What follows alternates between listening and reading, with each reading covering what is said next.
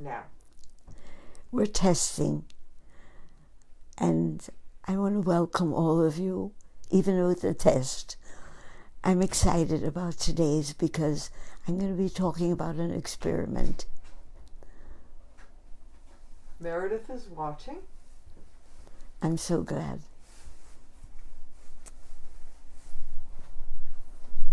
Kenny just waved, and he says it's working. Wonderful. So our test is working well. We start in 2 minutes. Okay. Greg is watching. Hi, Greg.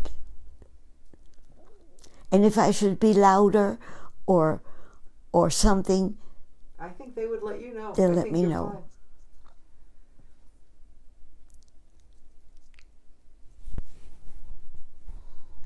Mary Lou Bilgray de Rodriguez is watching. Oh, I'm glad. Hi, Mary Lou.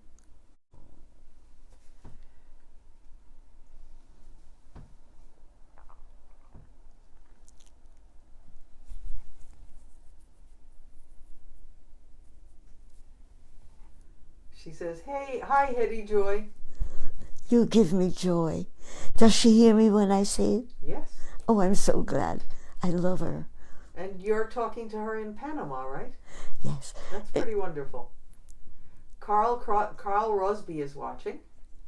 Hi. Joe Tripp is watching. Hi there. This is so amazing. It really is. You've got a whole community here. Tammy Smith says, "Hi, Hedy."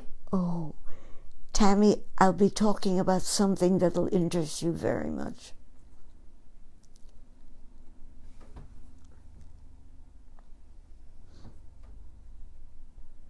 Mary Lou says, "Yes, I do."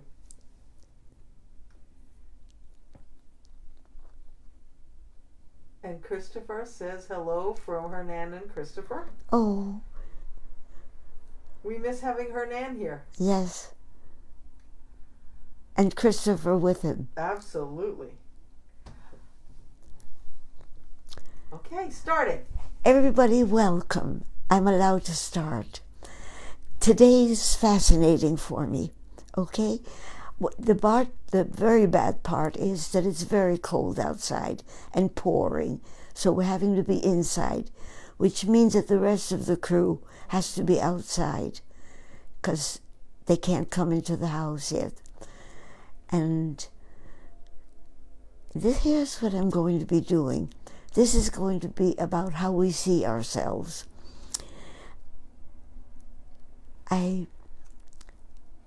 How do I begin? Why don't I begin first, as I usually do, about speaking of somebody with special needs, somebody who needs to be accepted in the world and hasn't been.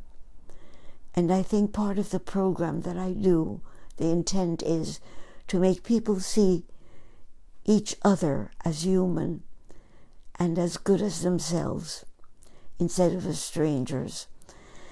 This young man could not walk, but I didn't know it. I saw him when he was in the pool, and he was splashing with such joy and such happiness.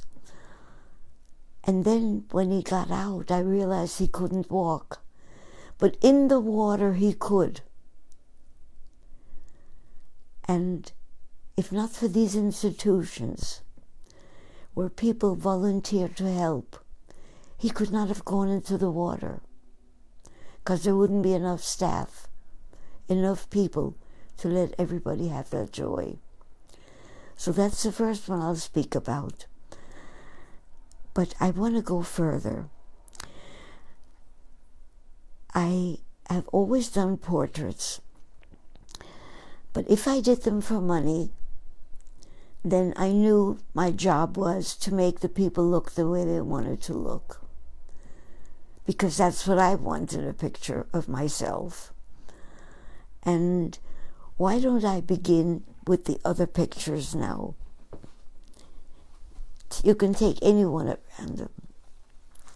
Okay. Anyone I drew, I knew. when we lived in Hackensack. That's before we had children. That was many, many years ago. And he lived in a little house way down another street. And he made clothing. He had the most interesting face, but then he became so used to coming to me for the portrait that he didn't know I didn't need him anymore. And I didn't know how to make him not keep coming. Look at him well, because he was an amazing person. May I have the next picture? Joanne Baker and Pat Haas are watching.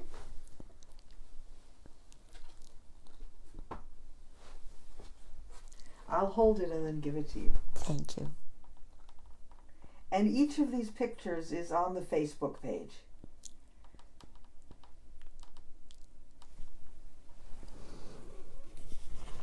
Of this one, I know an awful lot. We didn't just talk. We lived in the same apartment. When Eric proposed to me, he said, is it okay with you if we just move into the furnished room that I have rented for Mrs. Auerbach? And we didn't have any money and no place to go except to that furnished room, because we couldn't afford an apartment at that time. And Mrs. Auerbach had rented this room to Eric when he was single. But she didn't expect him to come home with a woman. So when we married, she tried to make us welcome, but didn't really want to. And she said, look, I don't have a refrigerator. I keep all the food. Oh, this was in 190-something street. It was in an old Germanic neighborhood. And this was in 1960s. Well, Eric moved in 1945. So this must have still been in the 1940s. Because in 1948, I had come to America. At any rate, she made room in her icebox. There was no refrigerator. And she took all her things out and put them on the windowsill. And when I said to Eric, what a wonderful human being she is, he says, no, she's moving things because she doesn't want you to use her butter and her milk and her eggs. So she's hiding them in the window box. She would sit down. Let me give this back to Joni because I have to show this. She would sit like this for a long time, and then she would make a huge sigh, and she would say, "Ah, Zoe," which in Yiddish means, "Oh, so it is." To this day, I know her so well because of how she looked. "Ah, Zoe." And now, the third one. When I came to America, I came to Chicago.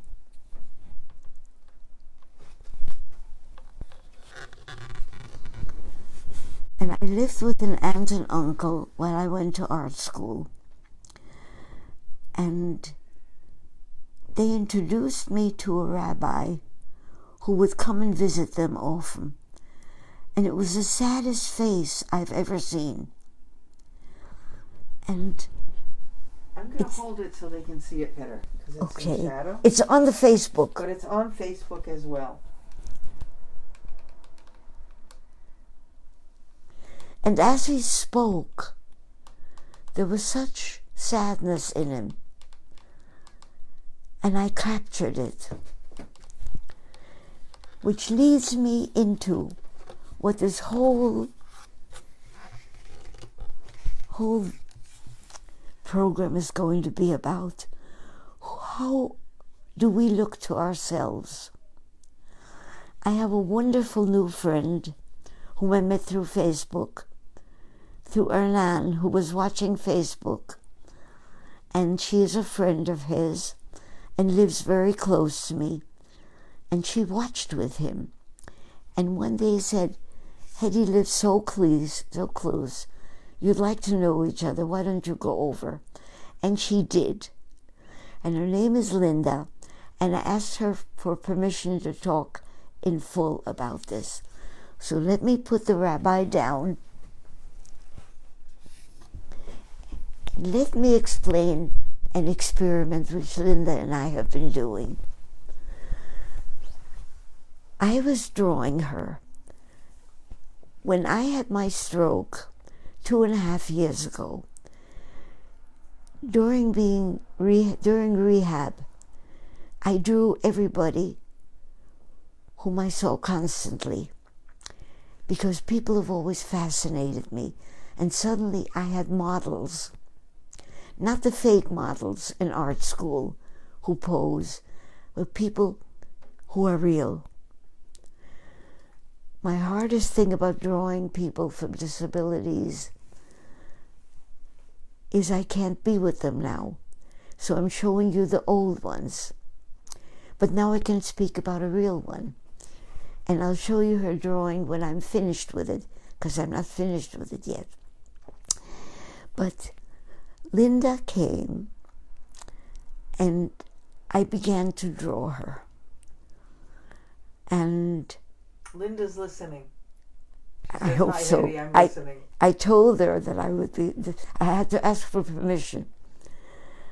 But she's somebody whom I wanted to draw because she thinks of questions that fascinate me. Tammy, she is exactly somebody like you who asks questions, and someday you're going to have to meet each other. I keep telling her that. But she said to me, why the Lower East Side? Why, of all the places you've done in New York City, why is it the Lower East Side that draws you? I'm getting different answers in my head because I carry that question with me. Why? Why are we attracted to certain things that we've never belonged to and not to others? And I decided that during drawing Linda, I'll do an experiment. And she agreed with that. Her face, we talked a lot. And as we spoke, her features literally moved. They changed. Especially this area here. Suddenly, this part, when there was a smile, it separated this part. And I said, Linda, I don't understand your face. You change completely according to the topic we're talking about. And she said, well, I never knew my eyes twinkled. So I said, they do with me. She said, then it must be what we're talking about. Because we talked a lot, somehow or other. We couldn't stay with the things that bothered us about politics. We seem to need joy. Mary Lou, you know what I'm talking about when you call me Hedy Joey. And she said, but when I speak to other people, do I look different? And I said, I don't know, let's try different topics. And it's true. And we began to think, maybe we are not who we look at in the mirror. Maybe the only person each of us knows is the one that we think we are in the mirror. Maybe we really are what we mean to other people. let me go back to Linda, and go to a friend who called me and said, Hedy, we'll come back to you, Linda, because the drawing isn't finished yet. No, let me go back before you see the drawing, which hopefully will be finished next week. But she's an athlete, a real athlete. And I figured her face wouldn't do it. An athlete is known by the way they hold their body, not the way they hold their face. So she was wonderful. I needed her legs. And she wore shorts on a bitterly cold day, but all for the sake of art. And when you see the drawing, which I don't want to show you because it's not finished, I'm still changing things right and left, but athletes don't sit the way I'm sitting right now. They sit. And that's how I will have her. But what really started me on this whole theory was a friend, Rana, whom I knew at the senior citizens. By the way, when the senior citizens closed because of finances and the COVID, I lost a wonderful part of my life. The kind of people I met were fascinating. Maybe it's because when seniors exercise and do programs, then they haven't become seniors yet. If I'm jumping from thing to thing, there is an answer that I'm looking for at the end. And perhaps you can help me with your own answers. But this friend of mine asked if she could come and visit me, and since I have an outdoor deck and we can sit 6 foot apart and wear masks, it's safe. Not today. Today we're inside because it's a horrible, cold, rainy day, rainy night. And she sat down, and this woman who had only talked to me about family, the things seniors speak about. She walked in with a cane, a wrinkled lady about my age, and suddenly she threw up her arms and she began to sing.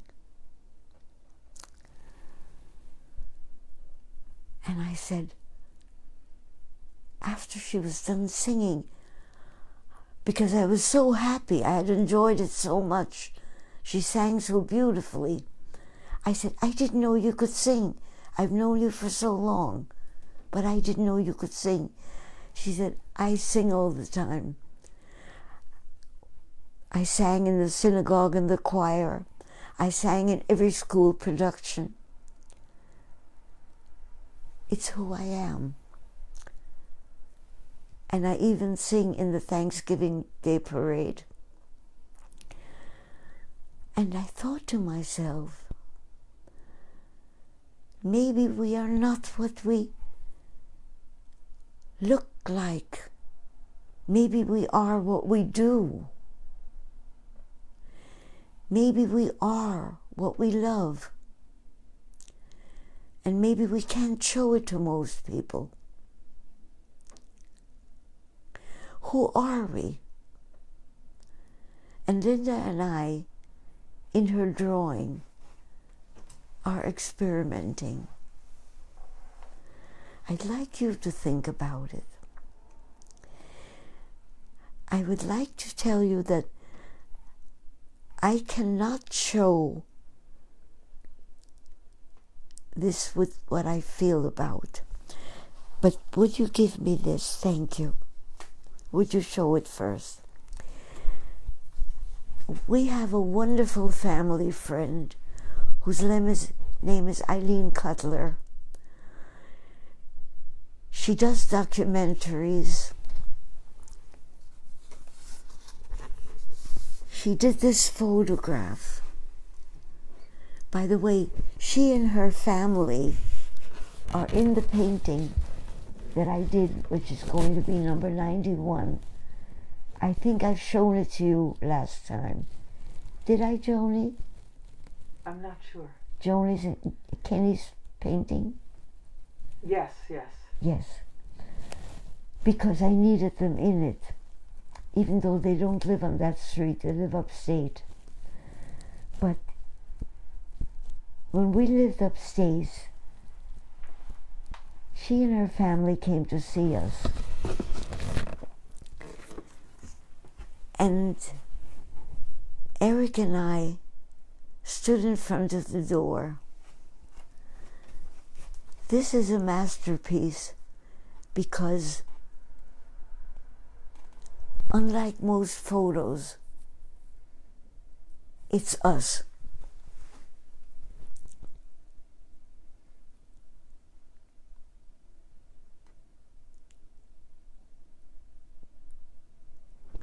Photos don't show us unless they're great art. I think this one is. And it's on the Facebook page. It's on the Facebook page, but it's who we were when we saw them. She took the photograph when she came to the door and when we saw her. Which leads me to the big problem in the world. Who are we? Maybe that's why we cannot judge people. When I spoke about Mickey Burglass, who trained us how to work in the prison system, and he said, don't judge because you don't know the background.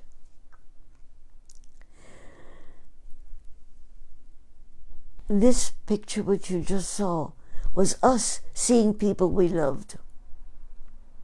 And Eileen's on the show. Eileen is watching you.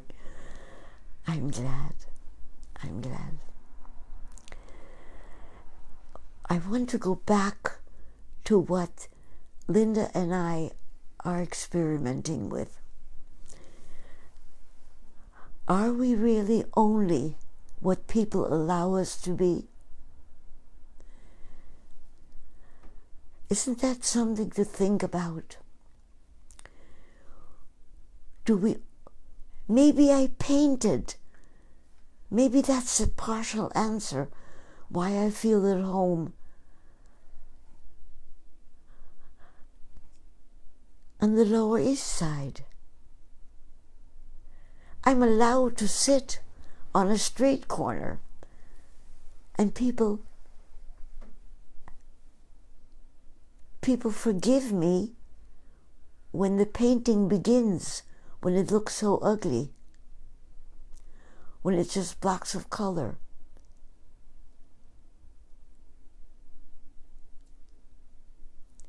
Maybe they're used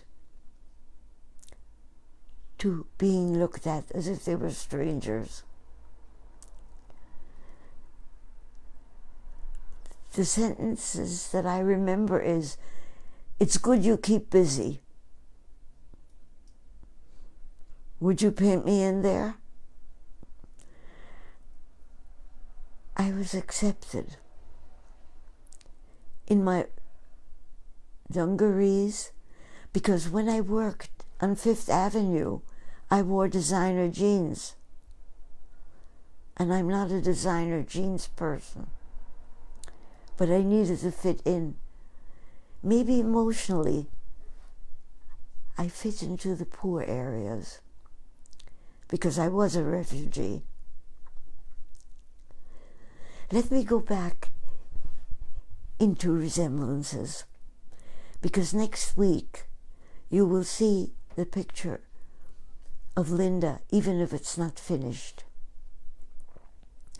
And I will definitely show you the picture of my friend who sings.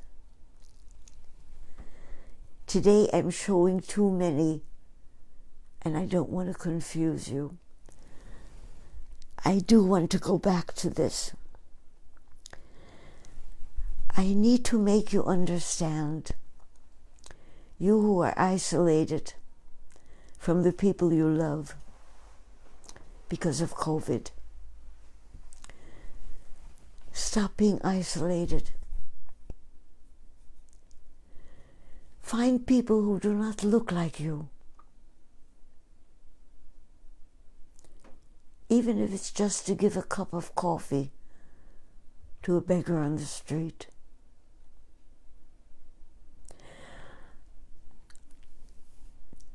A friend was here yesterday, a very close friend of mine, and we were talking about not knowing what we look like to other people. She's a friend who's very close to my heart, so she understands. Rhonda and Casey, remember Casey when you said, when I spoke about how we see each other, remember when you said that you saw a man in the subway with a big sign, I don't remember the exact words, about you act as if I were invisible. Because I had told them about this painting. And Casey said that about the homeless man with a sign saying he's not invisible.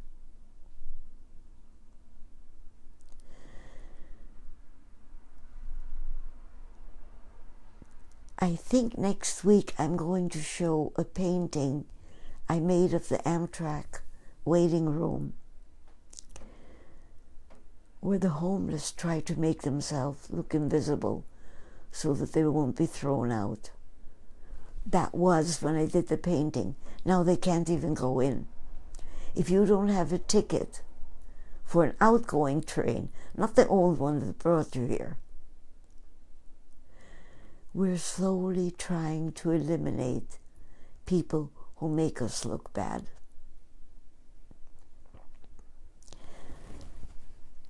Let my work count for something. Begin to not make people be invisible.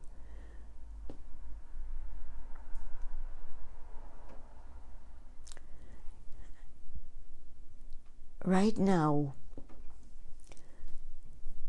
there's a group called Black Lives Matter, and they do. Perhaps there should be another group which says Teachers Matter, Parents Matter. Perhaps someday we won't need signs. Perhaps someday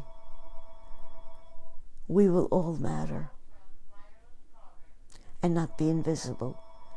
Thank you. I love you all. If you have questions, leave them here and I'll answer everyone next week. Thank you. I love you all.